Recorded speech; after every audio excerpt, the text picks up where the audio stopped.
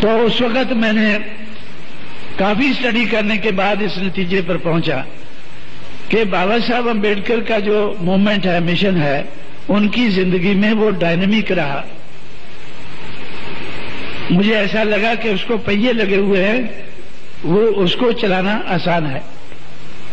लेकिन बाबा साहब के जाने के बाद उनके जो लेफ्टिनेंट्स थे वो उसको डायनेमिक नहीं बना सके, डायनामिज्म उसका नहीं रख सके, वो स्टैटिक बन गया, वो बगैर पहियों के बन गया, तो उसको चलाना मुश्किल हो गया।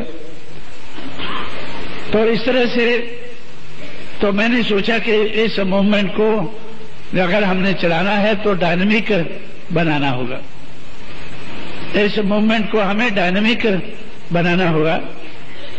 बाबा साहब अम्बेडकर ने पहले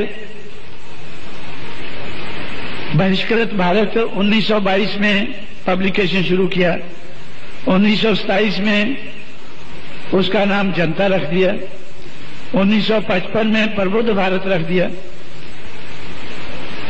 बहिष्कृत भारत से शुरू करके प्रबुद्ध भारत तक वो पहुंचे, 1922 से शुरू करके 1955 तक।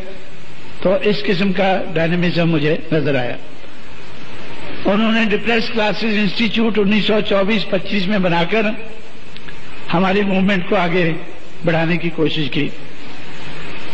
फिर इंडिपेंडेंट लेबर पार्टी बनाकर, फिर शेड्यूल कास्ट फेडरेशन बनाकर, फिर रिपब्लिकन पार्टी आखिर में बनाकर उन्होंने ऐसा ये हमारी मूवमेंट को आगे बढ़ाने की कोशिश की।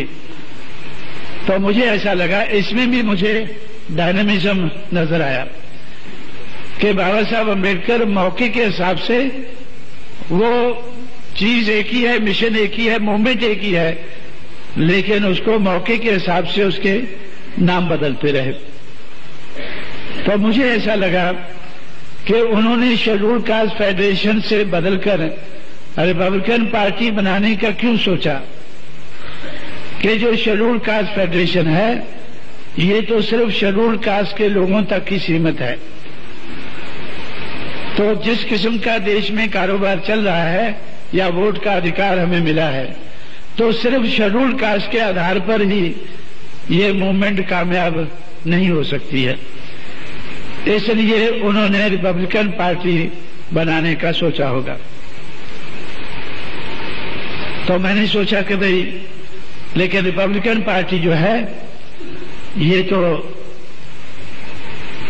जो चलाने वाले इसको लोग हैं रिपब्लिकन पार्टी को, ये तो इसको शेड्यूल कास्ट फेडरेशन से भी नीचे ले आए हैं।